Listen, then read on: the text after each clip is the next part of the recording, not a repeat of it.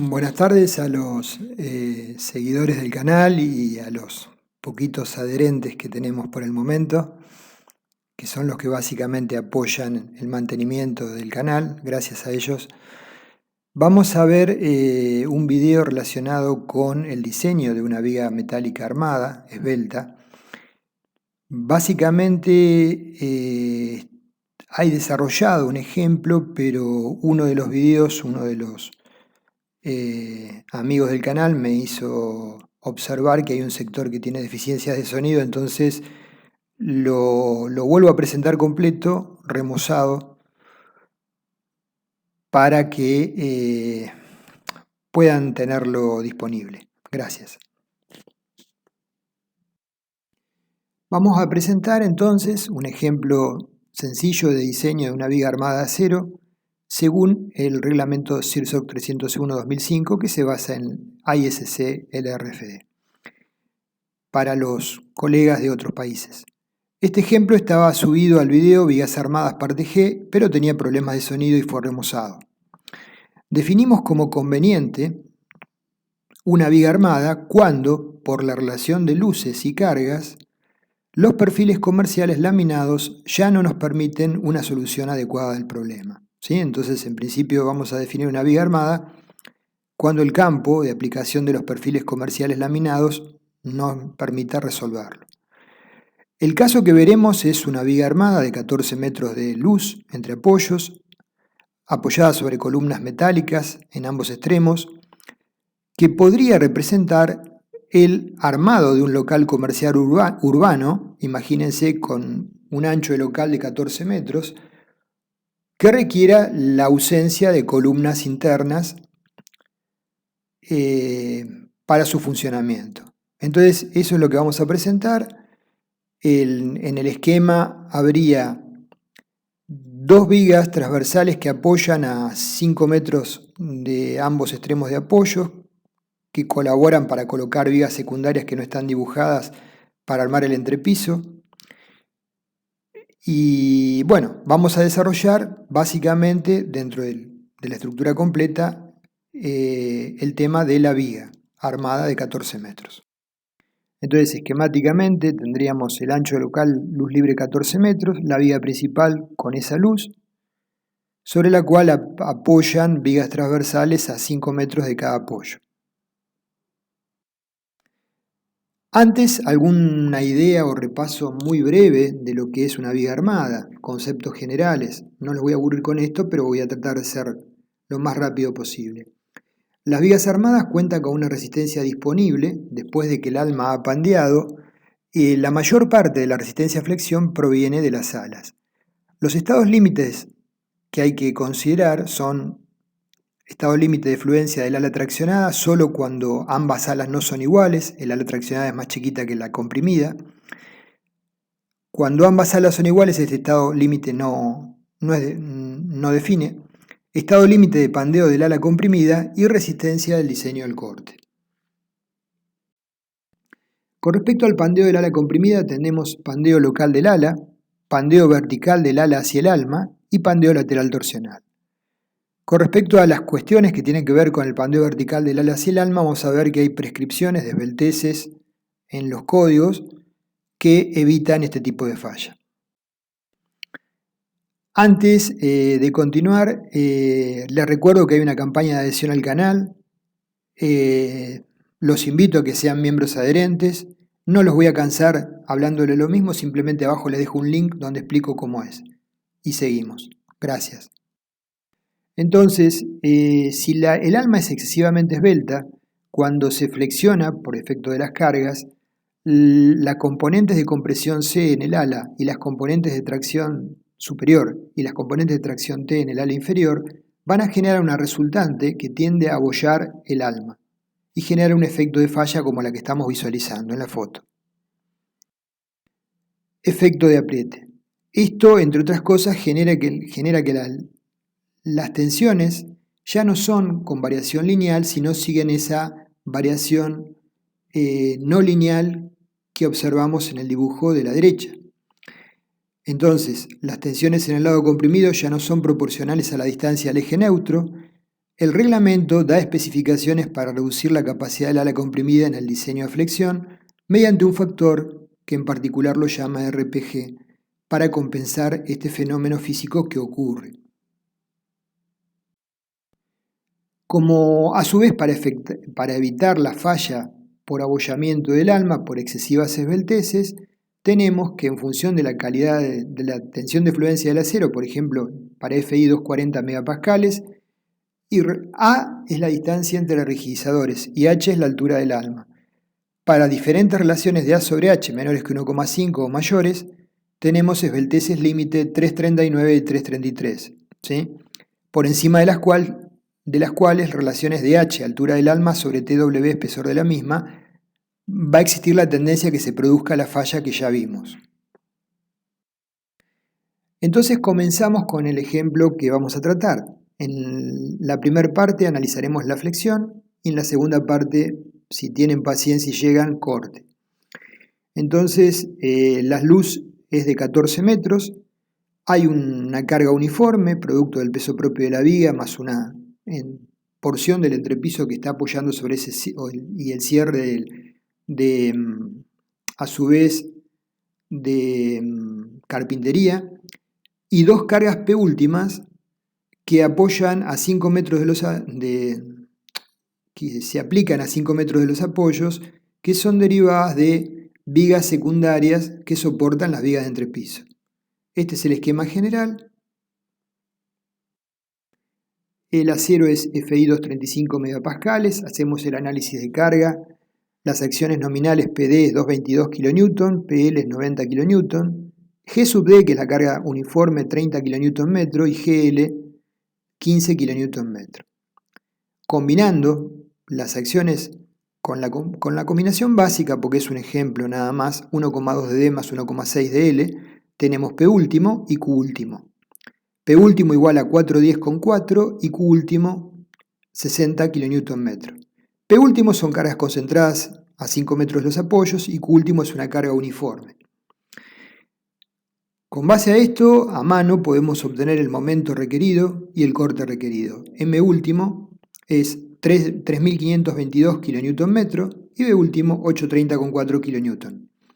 Es una viga simplemente apoyada. Acá tenemos el esquema de momentos flectores y esfuerzos de corte.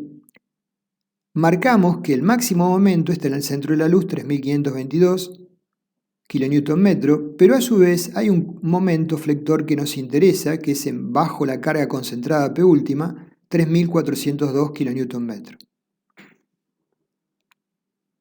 Ya veremos cuando definamos el diseño del corte por qué. Tentativamente proponemos la siguiente sección. Es una viga armada, un alma esbelta de 0,79 centímetros de espesor, 5,16 pulgadas, TW, una altura del alma de 178 centímetros, un ancho de las alas de 38 centímetros, iguales, superior e inferior, y un espesor de las mismas de 7/8 de pulgada, 2,22 centímetros. Con base a eso, acá obtenemos las características geométricas, secciones del alma, de las alas total, momento de inercia respecto del eje principal y módulo resistente, elástico. Verificamos la compacidad del ala según la tabla B5.1. El lambda F de las alas es BF sobre 2, 38 sobre 2 sobre el espesor TF, nos da 8,55, y el lambda P es 11, o sea que las alas son compactas. El pandeo local del ala no se puede generar, no es necesario verificarlo. Verificamos la compacidad del alma, H sobre lambda W, el W siempre se refiere al alma, es HW a la altura del alma sobre TW. Acá tenemos una situación distinta. Naturalmente que el alma es esbelta. 178 sobre 0,79 nos va a dar un valor alto, 2,24. El lambda R de comparación es 166. Por lo tanto, el alma es esbelta y corresponde aplicar lo indicado en el apéndice G. Verificamos la esbeltez límite del alma para evitar el abollamiento de la misma según las ecuaciones AG1.1 y AG1.2. La primera da 3,42 y la segunda 3,35, por lo tanto 2,24 verifica, ¿sí? Respecto de eso no tenemos problemas. Y vamos a analizar la resistencia a flexión en dos sectores. En el tramo extremo, que tiene una luz entre puntos restringidos al pandeo lateral de 5 metros, y en el tramo central, que tiene una luz con restricciones cada 4 metros al pandeo lateral. Entonces, se restringe el pandeo lateral del cordón comprimido en correspondencia con los puntos de aplicación de las cargas concentradas. ¿Por qué? Porque las cargas concentradas se originan a partir de vigas importantes que están apoyando en esos sectores. Y esas vigas son las que están generando esta restricción. Siempre que definimos que hay una restricción, tenemos que tener un cuerpo físico que la permita materializar, ¿sí? Entonces, repasamos nuevamente lo que tenemos a la vista, el esquema de momento flector y corte. Ahora vamos a ver la flexión. En cada tramo tenemos que determinar las tensiones críticas. Si lambda es menor que lambda P, la tensión crítica es FI. Si lambda es mayor que lambda P y menor que lambda R, la tensión crítica sigue la expresión que vemos, C sub P, que tiene que ver con la variación del diagrama de momentos por FI, por 1 menos un medio de lambda menos lambda P dividido lambda R menos lambda P, menor o igual que FI. Y para lambda mayor que lambda R, la tensión crítica es el coeficiente CPG sobre lambda al cuadrado. La tensión crítica va a ser el menor valor resultante para pandeo lateral torsional o pandeo local del ala. En nuestro caso, el pandeo local del ala no es determinante. En el tramo extremo, pandeo local del ala comprimida, como es compacta el ala, F crítico es FI, 235 megapascales, ya lo dijimos, no es determinante. Pandeo lateral torsional. Entonces, la longitud que está restringida a torsión la viga es de 5 metros. El sector que podemos tomar como resistente es el ala más 1/3 de la altura del alma. Es lo que tenemos en el dibujo de la izquierda. Obtenemos la sección de ese sector, el momento de inercia de ese sector y el radio de giro asociado. HW1 sería la altura comprimida del alma, 178 sobre 2, 89. Entonces tenemos las variables para analizar en las ecuaciones la tendencia al pandeo lateral torsional. Estamos tomando un sector de la zona superior de la viga, que es la que está comprimida fuertemente y es la que va a tender a generar el pandeo lateral torsional. Analizamos lambda como LB 500 sobre el radio de giro RT que acabamos de determinar, 970, 51,5.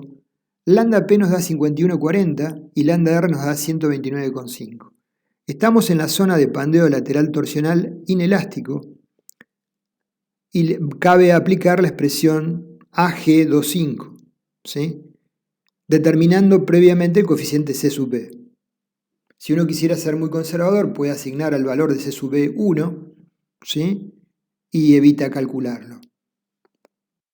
Entonces, el valor de C sub B tiene que ver con la variación de momentos flectores entre el punto máximo y el punto mínimo, que generan que la fuerza de compresión en el ala no es máxima en todo el sector, sino es variable.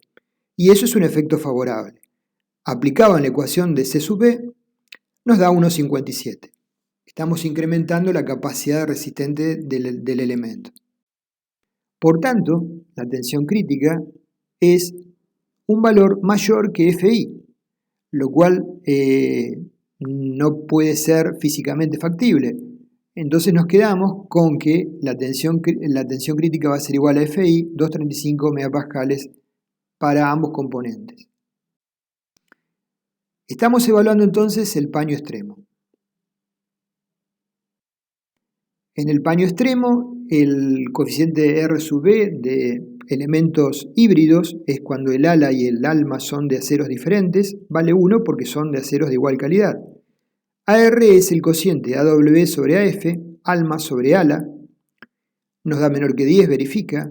El coeficiente RPG que hoy vimos y que tenía que ver con la no linealidad de las tensiones en la zona comprimida, tiene que ser menor que 1, lo calculamos, nos da 0,94. Entonces podemos calcular el momento nominal, que es igual a R1 por RPG, que lo que acabamos de calcular, 0,94, por el módulo resistente elástico SXC por la tensión crítica. Eso nos da un valor de momento nominal, 4.221,4 kN, afectado por el factor de reducción 0,9 nos da 3.799,26. El momento mayorado es 3.402, por lo tanto verifica. En el paño extremo la viga que hemos planteado verifica. En el tramo central, el ala comprimida no va a ser determinante porque sigue siendo robusta, ¿sí? Entonces la tensión crítica es FI 235. Respecto del pandeo lateral torsional, LB es 400. Entonces, lambda igual LB sobre RT es 41 y el lambda P es 51, entonces la tensión crítica es 235 MPa. La situación es más favorable que en el tramo extremo. Por lo tanto, la resistencia de diseño es el factor de reducción por Mn, 3.799 mayor que 3.522 kN. La viga, tal cual la tenemos planteada, con las condiciones de restricción a 5 metros de cada apoyo que tenemos planteado, verifica flexión. Habría que hacer el análisis de las deformaciones bajo cargas de servicio, pero en principio, desde el punto de vista resistente a flexión, verifica. Pasemos ahora al corte. Disculpen que voy rápido, lo que pasa es que si no se hace muy extenso el video y se aburren. Al someter una chapa a un esfuerzo cortante, se generan tensiones principales iguales de tensión y compresión en el alma, hasta un nivel en que las tensiones de compresión desestabilizan el alma, provocando el pandeo de la misma. Experimentalmente se comprueba que las chapas no colapsan al pandear, sino que poseen una reserva sustancial de resistencia postcrítica. Esa resistencia postcrítica es muy utilizada para la ingeniería aeronáutica, por ejemplo, y para la ingeniería civil es utilizada en ciertas ocasiones como esta. La pregunta es así: sí, esto ocurre si es que cuentan con rigidizadores, que veremos cómo se definen, intermedios, no excesivamente distanciados en el eje de la viga, si no, no se va a generar esta resistencia postcrítica. Entonces, para el nivel de carga de pandeo inminente del alma, el alma pierde su capacidad de soportar la compresión diagonal y este esfuerzo se desplaza a los rigidizadores verticales, distanciados A, y a las alas. Los sectores del alma se convierten en tensores, los rigidizadores son montantes y tenemos los cordones. Se convierte como una viga reticulada, con rigidizadores particularmente reforzados bajo cargas concentradas y en los apoyos. Los rigidizadores resisten la componente vertical de la compresión diagonal y las alas la componente horizontal. El alma, por su parte, solo tiene que tomar la tensión diagonal, tensiones de tracción. Entonces, este comportamiento se asemeja al de una viga Pratt, como dijimos, donde hay miembros verticales que toman compresión y diagonales que toman tracción bajo un sistema de cargas gravitatorias. El campo de tensión diagonal no se va a manifestar hasta que el alma empieza a pandear. Por lo tanto, su contribución a la resistencia al cortante del alma no se presenta hasta que el alma pandea o tiende a pandear. La resistencia total al corte va a ser entonces la previa al pandeo del alma más la posterior que se genera por la acción del campo de tensión. Ambas se suman en caso de poder materializarse ese campo. ¿Por qué os digo esto? Porque debe existir rigidizadores adecuadamente distanciados con una rigidez también mínima que el código establece. Entonces la resistencia al corte BN va a ser BNP, resistencia nominal de la placa del alma por tensiones principales, más BNR, resistencia nominal de la placa del alma, debida al funcionamiento como viga reticulada por el aporte de la acción del campo a tracción. Vamos a verificar la viga que estamos viendo al corte. Sobre estos supuestos, diseñar la viga armada al corte con este sistema de cargas y estas luces. Se supone que la viga posee soporte lateral en los extremos y también donde aplicamos las cargas P última por las vigas transversales que vimos que le transfieren cargas. Las cargas ya las analizamos previamente, también vimos el momento mayorado y el corte mayorado. El corte mayorado B último es 830,4 kN. Este era el esquema que habíamos analizado, entonces. Esta era la sección tentativa que proponíamos, con un alma esbelta. Entonces, respecto al diseño al corte, vamos a colocar rigizadores y se va a utilizar la acción del campo de atención.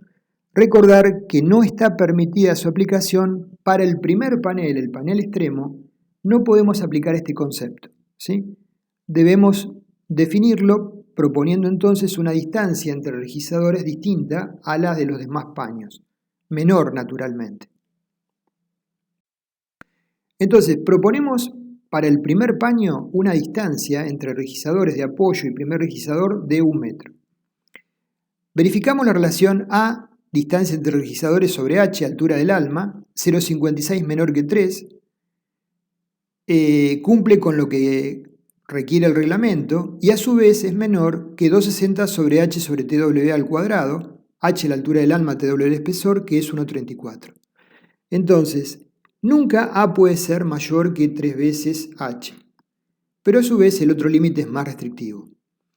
Por lo tanto, la resistencia nominal al corte va a estar dada Bn por 0,6 por el área del alma, por la tensión de fluencia del alma, por el coeficiente C sub B, que surge de la deducción que veremos. Calculamos KB. KB es 5 más 5 sobre A sobre H al cuadrado, donde A la distancia entre rigizadores es 100, H la altura del alma 178. K sub B es 20,84. Si la viga no tuviese rigizadores, K sub B valdría 5 directamente. Determinamos los valores límites de la relación H sobre TW para calcular el coeficiente CB. H sobre TW es 178 sobre 0,79, 224. El valor límite es 613 raíz de KB sobre FI, 182.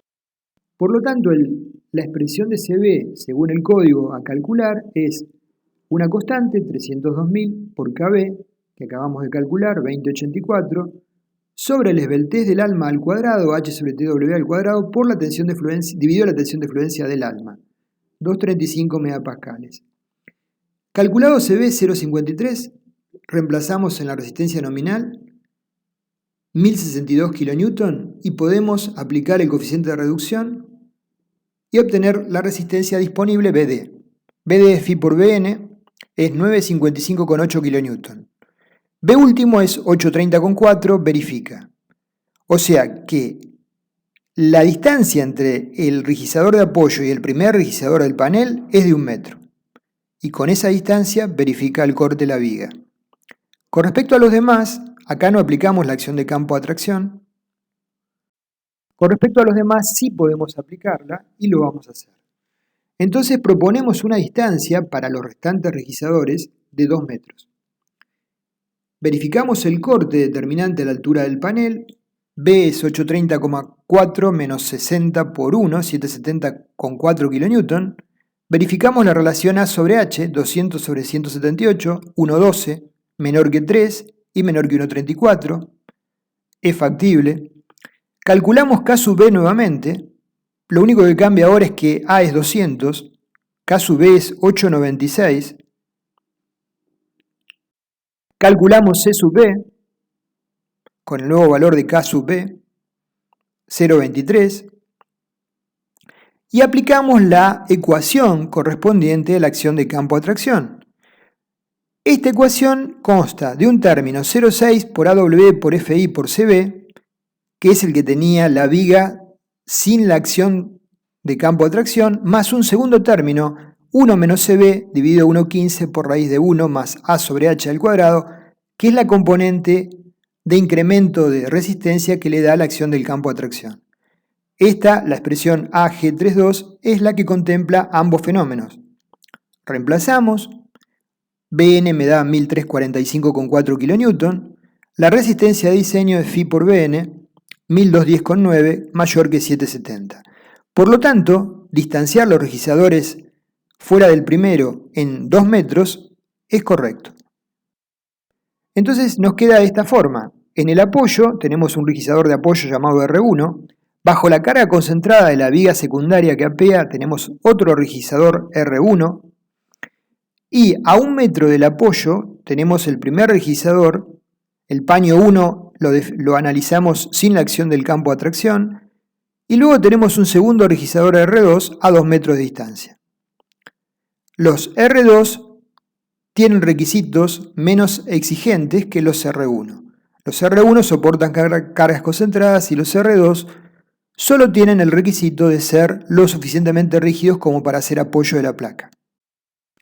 Entonces, repasando nada más rápidamente, los registradores de apoyo se pueden evaluar contemplando los elementos que soldamos a ambos lados o a un lado como refuerzos, más, si TW es el espesor de placa, una longitud del alma de 12 veces TW. Y eso considerarlo como si fuera una columna ficticia, biarticulada, que recibe una reacción que es igual a la reacción de apoyo. Y verificarla al pandeo como un elemento simple. Entonces, podemos considerar como longitud de pandeo LK 0,75 de la altura en función de que no son articulaciones libres, sino es un empotramiento elástico.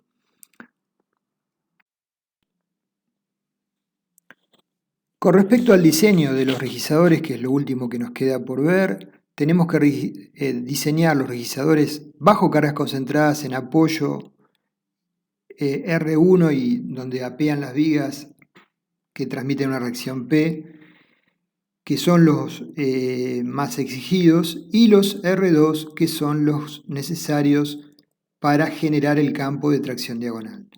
Entonces comenzamos por el R1, sección K19, planteamos un registrador simétrico a ambos lados del alma de 12,7 centímetros de extensión y 1,59 de espesor, y la zona del alma comprometida como elemento columnar sería 12 veces TW igual a 9,52 centímetros según lo que acabamos de ver recién.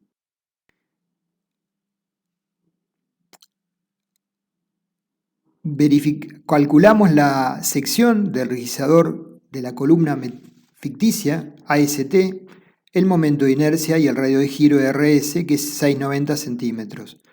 Con esas variables vamos a hacer el cálculo de ese elemento ficticio como una columna virtual.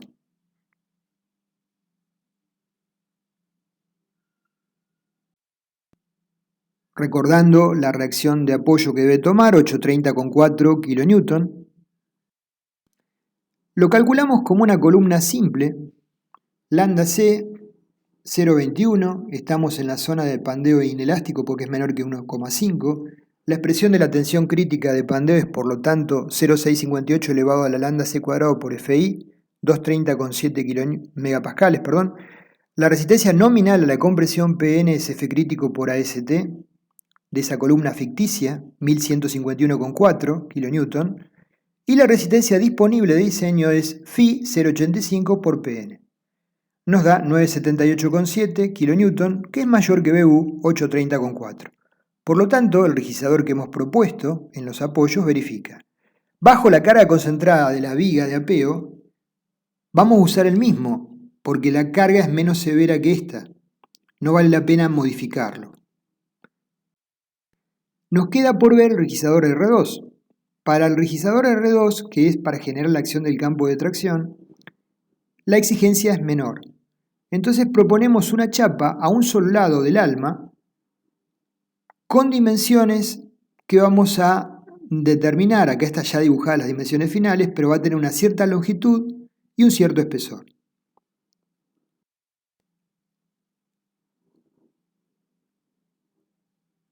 Entonces, el momento de inercia, IST, debe ser mayor o igual que A por TW al cuadrado por J, donde J se calcula como 2,5 sobre A por H al cuadrado menos 2. De la igualdad de IST igual a TS por B cubo sobre 3 mayor o igual que A por TW al cubo por J, Fijando una de las variables, extensión de la chapa o espesor, en este caso fijamos un espesor comercial, TS igual a 1,27, despejamos B. El B necesario sería 8,88 y el B que hemos asumido es 12,7. Por lo tanto, este planteo es adecuado y el registrador R2 se puede definir de esta forma. Con respecto, y para cerrar, debemos cumplir para que funcione adecuadamente con este registrador con la expresión 1, AG4. El área del mismo debe ser mayor que la ecuación que están observando ustedes en pantalla, AG41. D tiene que ver con si los registradores están a un lado, a ambos lados, o constan de otro elemento diferente. Para chapa plana colocada a un solo lado, D vale 2,4. Entonces, C sub B es 0,23. Con los datos ya conocidos de BU, de BN y de AST, que es la sección del registrador, controlamos que esa sección sea mayor que lo que da la expresión 1. La expresión 1 nos da un área requerida de 13,58 centímetros cuadrados y nosotros le hemos asignado al registrador un área de 16,13 centímetros cuadrados, por lo tanto verifica. Con esto hemos cumplido con la verificación a flexión y a corte y el diseño de los registradores. Si uno quisiera cerrar el tema, tendría que hacer la verificación de flechas bajo el nivel de cargas de servicio y bueno, los detalles de las uniones soldadas naturalmente, pero nos extenderíamos excesivamente. Bueno, hasta acá llegamos, gracias.